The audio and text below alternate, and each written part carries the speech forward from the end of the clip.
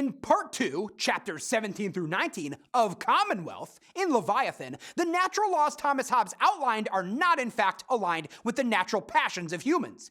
Even when a moral philosophy is agreed upon and a contract is drawn up for self-protection, the natural human desire for power requires the additional assurance that the rules of the contract will be adhered to. Hobbes gives some examples of this. Because humans are unable to agree to act justly in a state of complete freedom, they must cede power to the sovereign. Hobbes outlines 12 tenets necessary for the subjects of an established commonwealth. The subjects cannot change the form of the established government. The sovereign cannot forfeit his power, nor can the subjects be freed from their duty to the sovereign. The sovereign is declared by the majority, and if any in the minority disagrees, he must accept the majority's decision or be punished. Because in a commonwealth, the subjects are the authors of the actions of their sovereign, the sovereign cannot be accused of injustice or injury by his subjects, even if he may commit iniquity.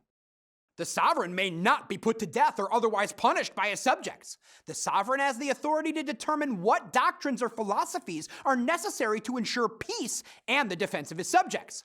The sovereign has the authority to establish the rules of law governing the behavior and property of his subjects. The sovereign has the power to judge all controversies. The sovereign has the right to determine when to make war or peace with other nations, and he is the highest authority in the military.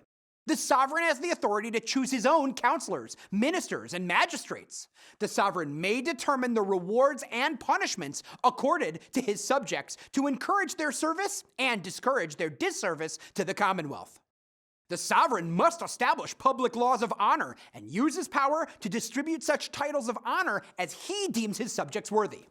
Hobbes states, "A kingdom divided in itself cannot stand," then directly applies this idea to England.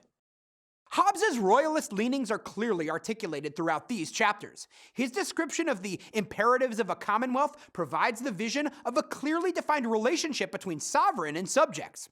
However, much of what he writes here could and would be effectively applied to other forms of government, including America's democratic republic.